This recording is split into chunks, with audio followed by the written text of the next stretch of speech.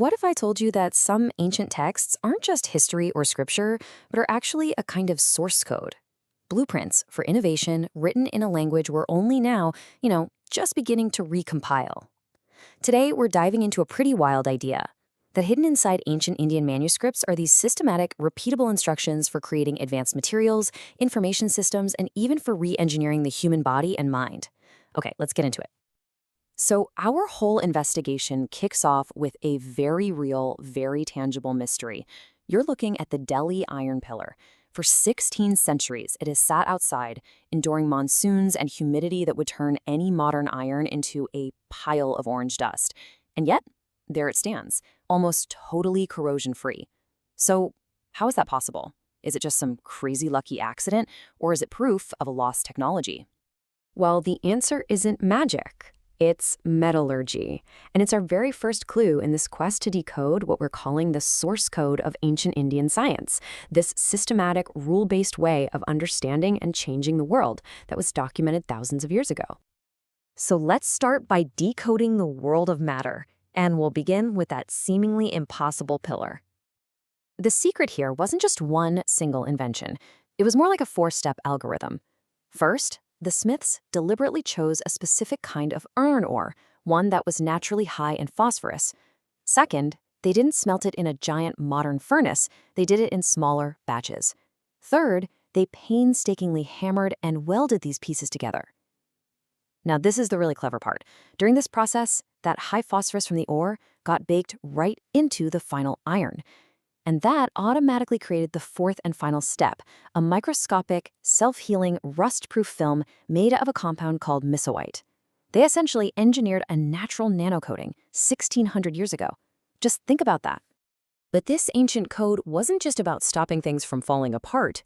Oh no, it was also about creating some of the most high-performance materials in the entire pre-industrial world. Meet wootz steel, the legendary metal that was used to forge those famous Damascus blades.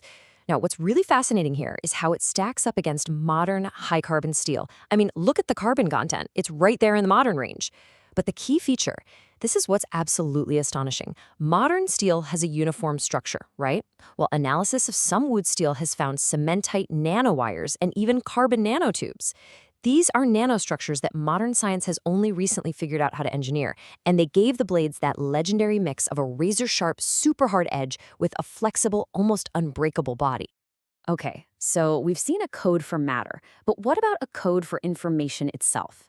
Let's switch gears from metallurgy to linguistics and look at an ancient system that acts less like a book and, well, more like a piece of software. This is the Ashtadhyayi, put together by a grammarian named Panini way back in the 4th century BCE. And it's not just a description of Sanskrit, it's a generative engine. With just under 4,000 incredibly tiny compressed rules called sutras, it provides a complete algorithm to build pretty much every single valid word and sentence in the entire complex Sanskrit language, from its most basic parts. It literally functions like a computer program for language. And here's a perfect example of its elegance. To handle all the sounds of the language in a smart way, Panini's system uses an index called the Yoga Sutras. Then it uses this shorthand system called pratyahara. So instead of having to list out all the vowels every single time, a rule can just say uk, which means everything starting from and ending at the marker k. It is a ridiculously efficient compression technique. It lets you state super complex rules with just 2 syllables. But this is where it gets really, really profound. Panini didn't just write rules. He wrote rules about the rules. These meta-rules are basically the system's operating system. For instance, one rule says that when 2 rules contradict each other, the one that comes later in the text wins. Anyone who's ever fiddled with CSS code will recognize that immediately. It's specificity. Another rule says a substitute behaves just like the thing it's replacing. That's a core concept in object-oriented programming called inheritance. This isn't just a list. It's a whole computational architecture. And hey, don't just take my word for it. This isn't some new agey reinterpretation. All the way back in 1985, a NASA scientist, Rick Briggs, published a paper arguing that the clear, unambiguous machine-like structure of Panini's Sanskrit made it an ideal candidate for representing knowledge and artificial intelligence. The logic was so pure, so formal, it was being seriously looked at for the future of computing. So, from matter and information, we now turn to life itself. I mean, if a language can have a formal code, why not the human body? Well, the Sushruta Samhita, an ancient medical text, seems to think it can. It presents not just descriptions, but actual procedural algorithms for surgical repair. Take a look at this. This is Sushruta's algorithm for rhinoplasty, that's nose reconstruction. And the absolutely astounding thing is that this exact procedure, now called the Indian forehead flap, is still a gold standard in plastic surgery today. Just look at the logic. Measure, then lift a flap of skin while, and this is the crucial part, keeping its blood supply, the pedicle, attached. Then rotate it down, stitch it into place, and only cut the original blood supply once the new one has had time to grow in. This shows a seriously sophisticated, hands-on understanding of human physiology. So how on earth did surgeons learn to do something so complex? Well, get this. Sushruta required a simulation-based training program that feels incredibly modern. Before you ever touched a patient, you had to practice making incisions on cucumbers, practice suturing on leather, and even practice probing on worm-eaten wood. And you combined that with observing experts and, most remarkable of all, mandatory dissection of human cadavers to learn anatomy. It's a structured, safety-first system that predates modern surgical residencies by millennia. All right, we've decoded matter, language, and the body. The final frontier is, of course, the source of it all, the mind. Can this inner world, our consciousness, also be mapped and navigated with a kind of scientific precision? The Yoga Sutras of Patanjali say, yes, it can. The very second verse of the text defines its goal not in spiritual terms, but in very technical ones. Yoga is the cessation of the mind's fluctuations. The goal is to systematically quiet down the vrittis, that constant storm of thoughts, memories, and worries that we all know as our inner monologue. You could almost call it an engineering manual for achieving mental silence. And the text lays out a clear, repeatable path to get there. You start by focusing on an object while still thinking about it. That's stage one. You see a tree, and you think tree. But the critical step, the real game changer, is stage two, called nirvitarka. This is where you learn to perceive the object directly, without that layer of mental labels.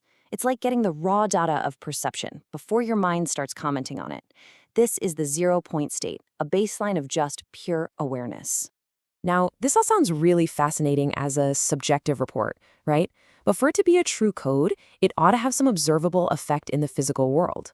So the question is, can modern neuroscience actually see this process of quieting the mind's chatter? The answer is a resounding yes. Neuroimaging of long-term meditators shows that there's decreased activity in a specific brain network called the default mode network, or DMN. And what does the DMN do? Well, it's the source of mind wandering, of daydreaming, of thinking about yourself. It's literally the brain's biological hardware for mental chatter.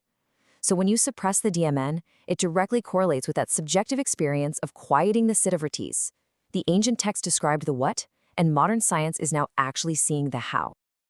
So what connects a rust-proof pillar, a computational grammar, an advanced surgical technique, and a map of consciousness? What's the common thread here?